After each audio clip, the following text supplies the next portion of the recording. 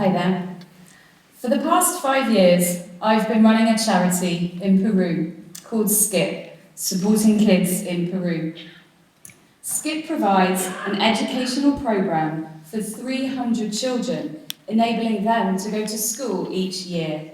And we also help support families to become the principal agents of change in their own lives.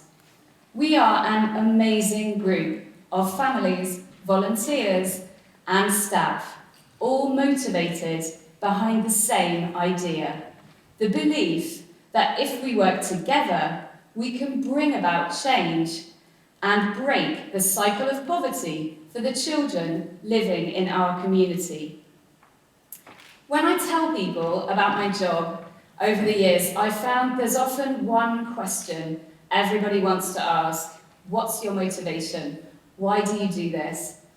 Sometimes I've found the answer to that question a little difficult. I think it's complicated because there isn't one simple answer. Most definitely, my current reason for the job I have is because of the amazing experience of the families that we work with.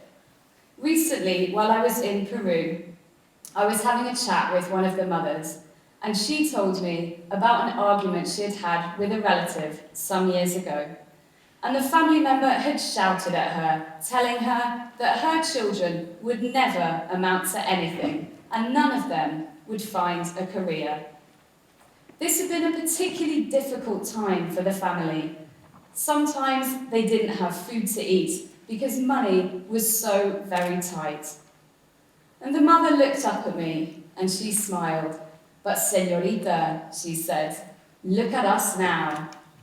I have one daughter in university and another who's just graduated from secondary school and will begin to study for university exams. Both of them speak conversational English and are now studying French in the private institute, thanks to scholarships from SKIP. And all my other children doing well in their classes, she said, all thanks to SKIP. And I had to correct her, as I always do. All thanks to you, Senora. Because the truth is, we can only provide services. It's the families who do that hard work and make a commitment to change and to learn. So that's my current motivation for my job. But I think if we want to look at why I chose a career making a difference, we need to look further back in my history. So we're going to travel a little bit now and go on a journey back through my past and start here at 16. And at 16 years old, I started a politics class for the first time. As we began to learn about social systems and benefits for people living in poverty, I began to realise that my opinion differed from almost everybody else in the class. As I challenged my fellow classmates' belief in benefit cuts and their stigmatising opinion that people living in poverty were simply lazy, I began to realise that I felt really passionately about these issues. Here's another story if we move forward to when I was 17 years old. And at 17, I began tutoring a little boy called Henry. At 7 years old, Henry was quite a character. He was very special. He was extremely bright, but he had some behaviour issues, which meant it was difficult for him to make friends. I thought Henry was awesome though. And as we worked together on his reading, I realised something amazing was happening. Not only was this helping Henry, it was also helping me. Now, I don't think I was special in this, but I was kind of an awkward teenager, like lots of us are. And I lacked confidence. And suddenly, here was this little person who thought I was wonderful and always showed that every time I came round. So as his reading began to improve, I could see the impact that my efforts were having, and that made me feel even better. In my final story here, we reach August of 1999 as I graduated from university. and I met an English teacher from the Dominican Republic, and he told me that he could get anyone who wanted a job teaching in his school. Now I had no job, no plan, and no idea what I was going to do with my life, so I decided to go. Now, I think it's fair to say I was pretty catastrophically unprepared for this trip. At that time in my life, I spoke no Spanish at all. And in fact, for the first few weeks, the only thing that I knew what to say was in the public taxi on the way home. I knew I needed to say "pica pollo" when I wanted to get out to be able to walk to my house. I assumed that "pica pollo" meant stop, or please let me out. But I noticed that on other journeys, this didn't seem to work, and the cars never stopped until I was almost hysterical. After a few weeks, when I was on my way home, I was getting out of the taxi and I noticed a sign above the restaurant opposite, and I suddenly realised that "pica pollo" in fact meant spicy chicken. I had been all over the city wildly shouting "spicy chicken" at very confused bus drivers. So I enrolled in a language course, and my amazing journey into the learning of a language and the experience of a new culture began. So these 3 stories track the progress and evolution of my motivation to do this job. Almost certainly, that initial interest sparked in school gave me a passion to fight against inequality. Working with children filled my soul, made me laugh, and made me realise how vulnerable they are and how much in need of our protection. And travelling taught me more about myself than I possibly could have imagined, made me realise how brave I could be, taught me some lessons in humility, and also opened a door to other cultures that made me realise there's more than one way to look at the world. So what's undeniable is that I've followed my passions. I've been bold in stepping out and saying yes to opportunity. Do stuff you love and make a difference has become a defining characteristic of the way I live my life. Do stuff you love and make a difference. How does that feel when you hear it? Does it sound realistic? Does it sound achievable? Or does it feel like a fantasy reserved for idealists and dreamers? I want you to take a moment right now and picture yourselves doing something you love. An activity, a hobby, a conversation, even if it's not something you currently do, something you once enjoyed. Got something? Okay, so as you picture that activity and remember that moment, I want you to remember how good it felt and ask yourself, how could that be turned into community engagement of some kind? If you're struggling to think of some examples, here's a few from Skip to get us started. For anyone with advanced language skills who loves practicing, how about doing some translation work? At Skip, getting all our information available on the website and in all our marketing in English and Spanish is a huge task. We have a team of translators helping us. One of those volunteers told me that she does those translations when she's working in her shoe shop and doesn't have any customers. It provides her with a way to use that time.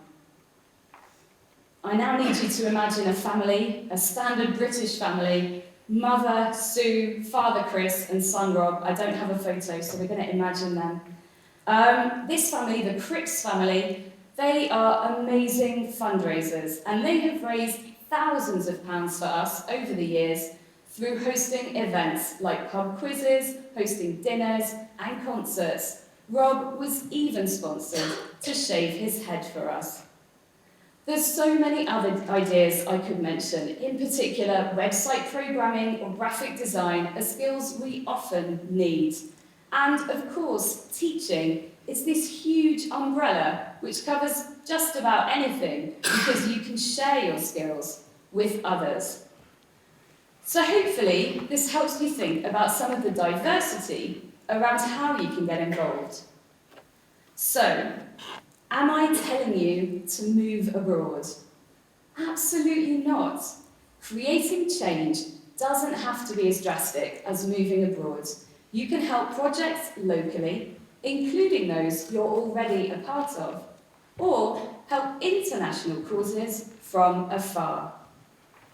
As you get started, here are a few guidelines to help you. Firstly, be realistic.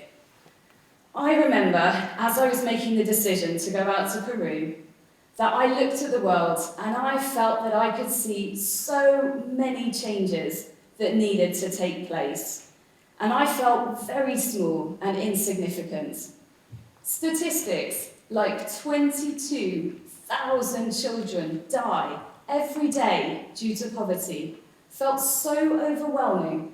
I couldn't possibly imagine what I could do in order to make that any difference. But then I broke down the challenge and I realised, although I couldn't be a part of solving global poverty on that scale, I could send 300 children to school each year. So set yourself realistic, attainable goals like, by next Friday, I will have identified a charity I could volunteer with in my local area.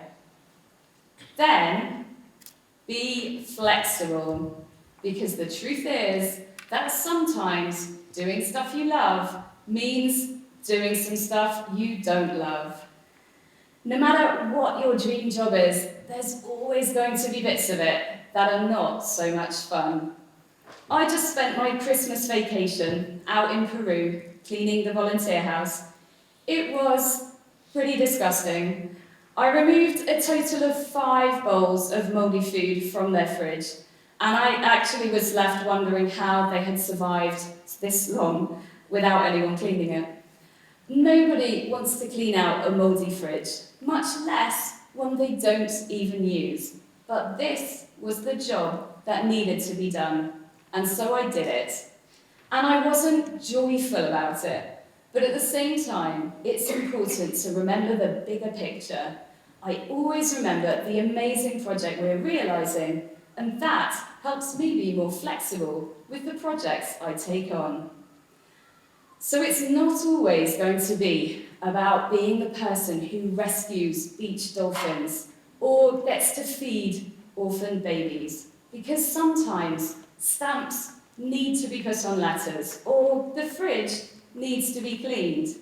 We need to step back from fulfilling our own needs and look to those of the project. It's important to have dreams, but we need to realise that none of us are going to change the world on our own. We need to recognise the value in that shared contribution. To end, I wanted to come back to that all-important question, that why do I do this question, because there's another experience from my childhood which adds another explanation and also explains why I believe so strongly that offering support to people in their times of need is a gift which can keep on growing.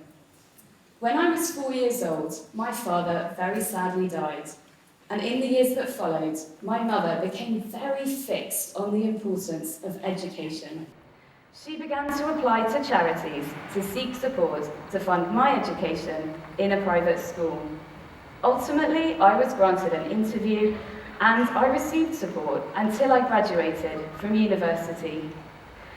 Now, I'm not drawing a direct comparison between myself and the children in Peru, but the notion that a child whose education is funded goes on to run a charity funding the education of 300 other children is a beautiful story.